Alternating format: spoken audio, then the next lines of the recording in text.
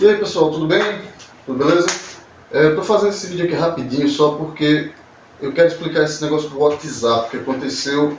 Não explicar o que aconteceu, mas explicar por que isso é muito mais perigoso do que aparentemente as pessoas estão imaginando. Porque, segundo os comentários que eu vi, segundo tudo que eu vi nas redes sociais, coisas assim, o pessoal não se ligou no perigo que isso significa se a gente deixar rolar, se a gente deixar acontecer mais.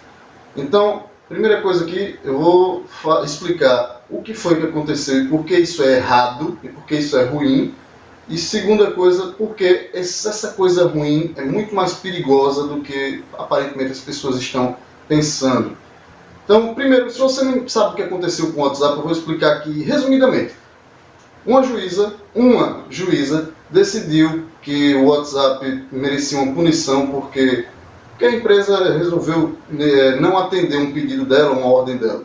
Então, por conta disso, ela resolveu dar uma punição no WhatsApp. E a punição, que podia ter sido uma multa, podia ter sido, sei lá, um mandado até de prisão, de repente, para o pessoal que representa a empresa, não sei, podia ser um monte de coisas. Mas ela resolveu que não, a gente vai então parar o WhatsApp. E foi isso que ela fez, ela mandou parar o WhatsApp por 2 horas, por 2 dias. E aí, um monte de gente ficou, tá doido, que negócio é esse? Pois é, e um desembargador depois viu que realmente isso era uma loucura e disse, não, pá, derruba essa ordem, acaba com o bloqueio, e aí passou o negócio umas 10 horas bloqueados, eu acho, e o WhatsApp voltou. Por que isso é errado? Primeiro porque, como eu disse, existem muitas punições que você pode dar. Não vou nem dizer que o WhatsApp está certo ou que está errado em desobedecer a ordem judicial. Mas se você decide punir, você pune a pessoa, você pune a empresa. Você não pune outras pessoas. E foi isso que a decisão fez. Ela punia todo mundo que usa o WhatsApp. Isso parece assim meio difícil de entender, mas pensa na quantidade de mal que isso faz. Imagina só, eu vou dar um exemplo bem esdrúxulo, um exemplo totalmente tosco, que não acontece mais hoje, mas pensa nele, só para ficar claro. Imagina que uma pessoa vai presa, uma pessoa é condenada e é para ir presa. Ela é condenada, sei lá, por assassinato. Ela ia presa, só não foi presa porque ela fugiu. E aí, como ela fugiu, não dá para prender ela, né? Então a polícia pensa, já sei. A justiça também pensa, claro, a gente vai prender a família dessa pessoa, porque aí essa pessoa vai aparecer, né?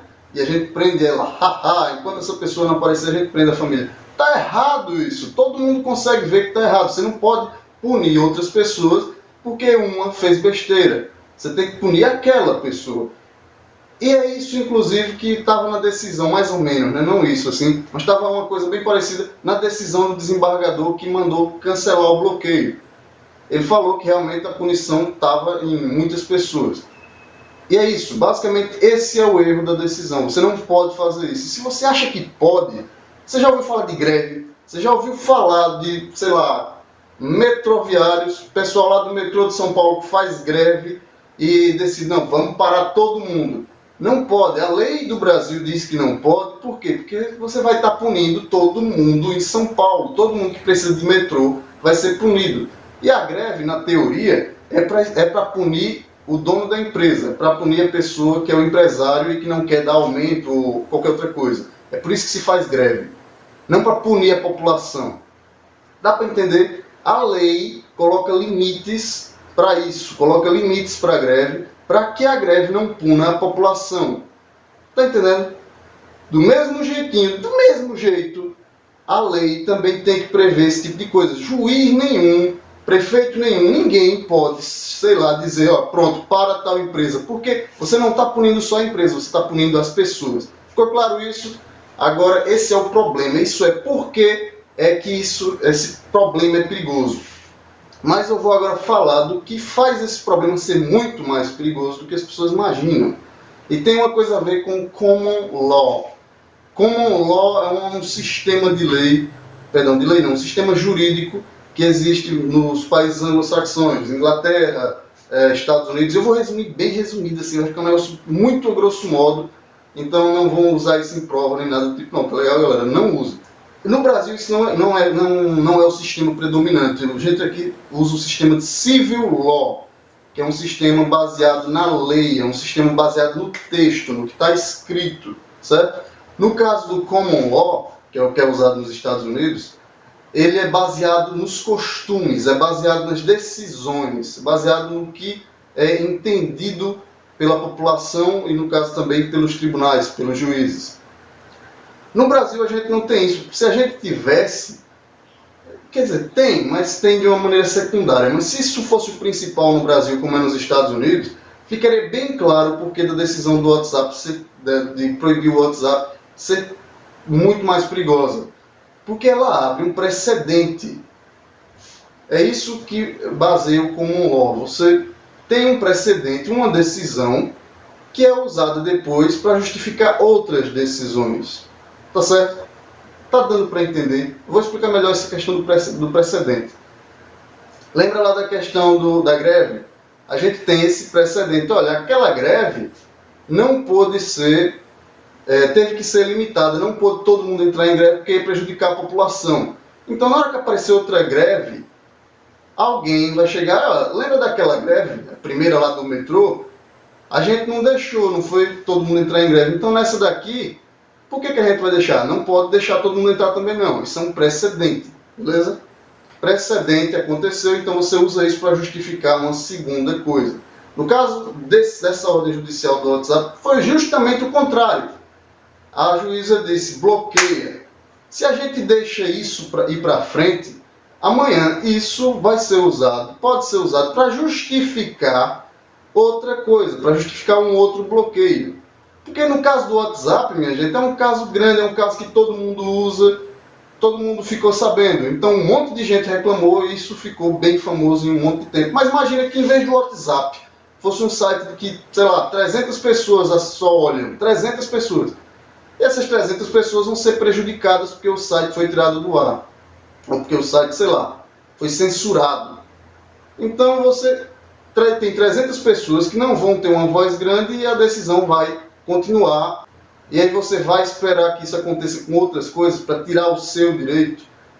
Não, mas Benedito, não, calma. Benedito, você está sendo paranoico, meu filho. Você está sendo paranoico. Foi bloqueado o WhatsApp, não quer dizer que outras coisas serão bloqueadas. Ah, não. Por que não? Ah, porque aquilo ali foi um caso isolado. Foi uma pessoa, uma juíza, que decidiu. Exatamente, esse é o problema. Uma pessoa, pelo amor de Deus, ninguém vê que uma pessoa decidiu que ia parar uma empresa e parou. E simplesmente parou.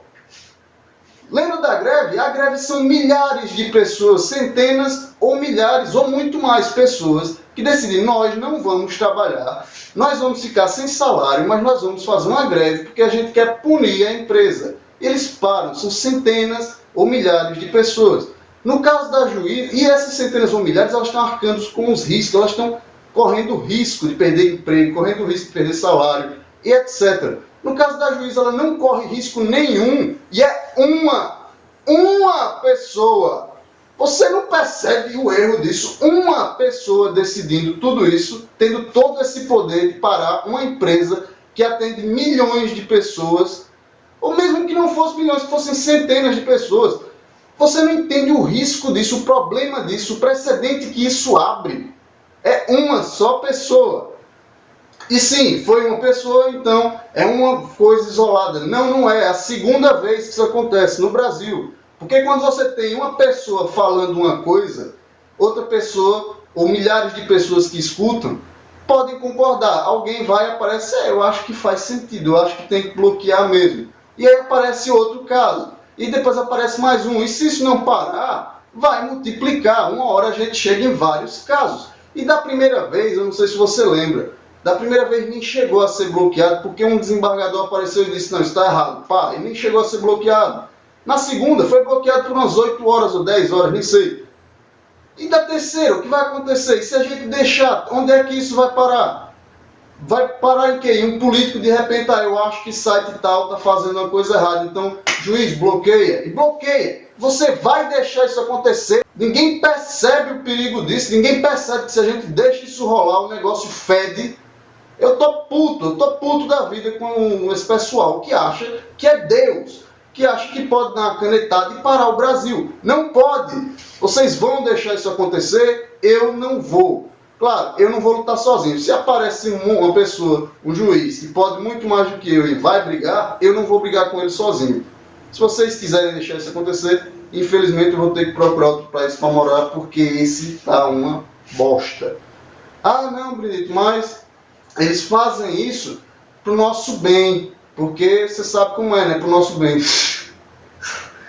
Pro nosso bem. Tem ainda gente, a gente que acredita que político faz as coisas pro nosso bem, né? Ele faz pro bem dele, ele faz pro interesse dele, ele faz, sei lá, qualquer coisa. Mas não é pro seu bem. E se você acredita nisso, velho, assiste meus outros vídeos, porque eles foram feitos pra você, tá legal?